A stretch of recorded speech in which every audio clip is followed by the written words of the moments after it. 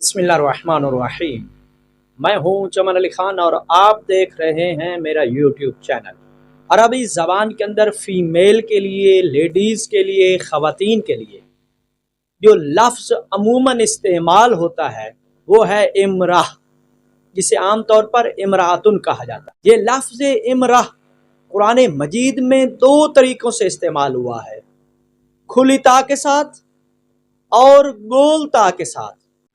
कुरान पाक से दिलचस्पी रखने वाले हजरात बसा औक़ात सवाल करते हैं कि क्या वजह है कि इस एक लफ्ज़ को कुरान मजीद में दो तरीक़ों से क्यों इस्तेमाल किया गया है, खुली ता के साथ क्यों इस्तेमाल किया गया है और गोल ता के साथ क्यों इस्तेमाल किया गया है। इस हवाले से एक इंतहाई अहम नुक्ते की जानिब आप हजरात को मुतवज्जह करना चाहता हूँ, लेकिन उससे पहले आप तमाम हजरात से अपील है कि अगर आपने अभी तक मेरे यूट्यूब चैनल को सब्सक्राइब नहीं किया तो सब्सक्राइब करके, लाइक करके और शेयर करके ममनून फरमाएं।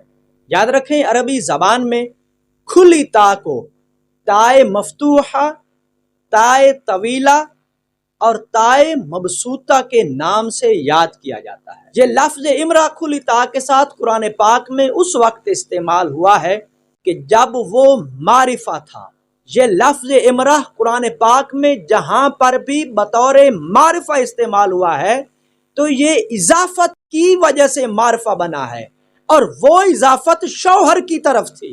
गोया ये एक लतीफ़ नुक्ता सामने आया कि औरत जब भी अपने शौहर के साथ हो तो वो आम नहीं रहती, वो ख़ास बन जाती है। मज़ीद दिलचस्प नुक्ता, इमरा का लफ्ज़ जब शादीशुदा खातून के लिए इस्तेमाल हुआ तो फिर ता गोल नहीं रही बल्कि ता मफ्तूहा इस्तेमाल हुई है। ताए मफ्तूहा के साथ ये लफ्ज़ इमरा कुरान पाक में 7 मकामात पर इस्तेमाल हुआ है।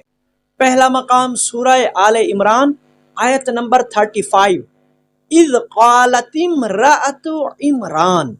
दूसरा मकाम सूरह यूसुफ आयत नंबर 30, वक़ाल निस्वतुन फिल मदीनति इम्रअतुल अज़ीज़ तुराविदु फ़ताहा अन नफ्सिही। तीसरा मकाम सूरह यूसुफ आयत नंबर 51, क़ालत इम्रअतुल अज़ीज़िल आना हसहसल हक़।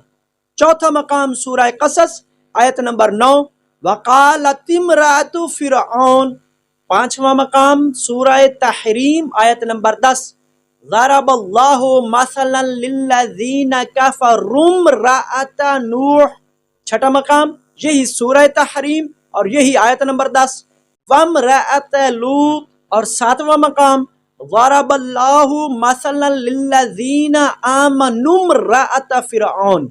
ये सूरह तहरीम की आयत नंबर 11 है।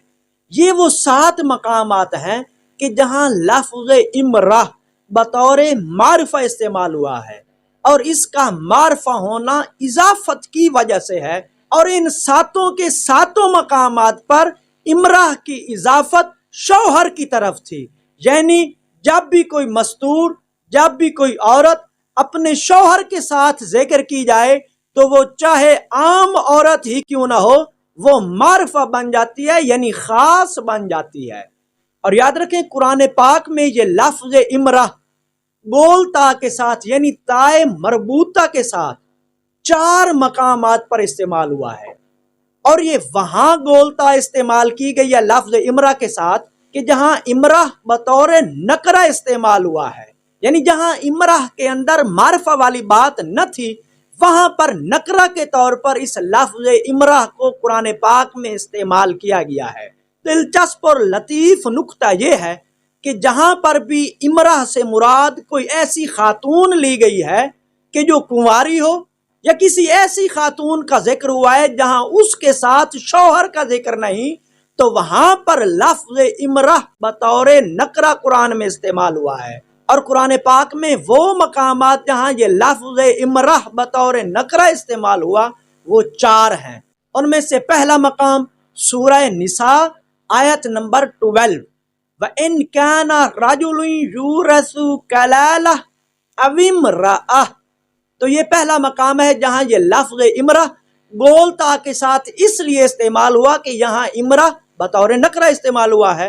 दूसरा मकाम सूरह निसा आयत नंबर 128, व इन इम्रअतुन खालत मिन बालिहा।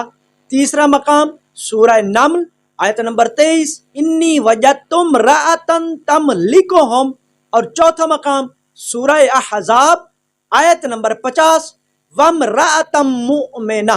یہ وہ 4 مقامات ہیں کہ جہاں لفظ امرہ گول تا کے ساتھ یعنی تائے مربوطہ کے ساتھ استعمال ہوا ہے۔ کیوں؟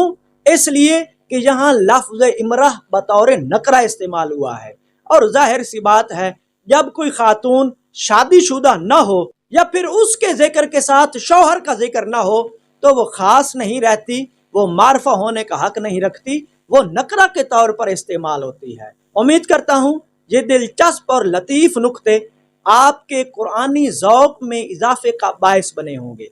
والسلام علیکم ورحمۃ اللہ وبرکاتہ۔